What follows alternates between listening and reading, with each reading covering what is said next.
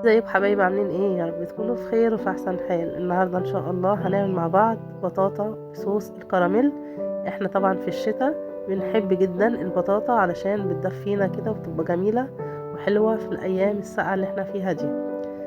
بطاطا بصوص الكراميل بجد تحفه، وطبعا طريقه مختلفه شويه غير المعتاد. يلا بينا نسمي الله ونخش على الطريقه. معانا البطاطا تكون حجمها كبير شويه، والكمية اللي معاكي اي كمية تكون معاكي.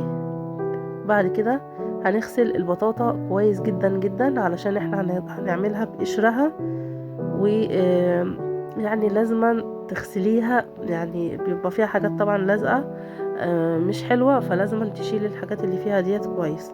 وبعد كده هنقطعها بقى بسمك تكون تخين شوية، ما تقطعهاش رفيعة خالص عشان ما تتهريش معاكي. هي مش هتاخد اكتر من 10 دقايق على النار وتكون استوت. بعد كده هنحط صينية على النار وفيها نص كوباية سكر وسبعة الكرمل، وهنا كوباية لبن ومعاها كيس فانيليا. هنحط بقى كوباية اللبن على السكر بعد ما سيبناه يتكرمل. وبعد كده هنحط البطاطا على الصوص بتاعنا، وهنركن شوية كراميل كده على في جنب، صوص كراميل يعني. وكل ما نرص البطاطا نحط عليهم صوص الكراميل. الطريقة دي يعني هتستوي بعد قد ايه؟ بعد 10 دقايق بالظبط هتلاقيها استوت وجميلة.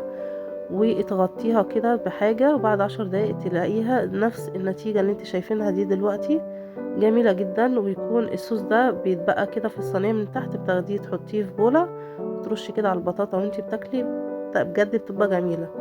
ما تنسوش تحطوا لي اللايك. مع السلامة.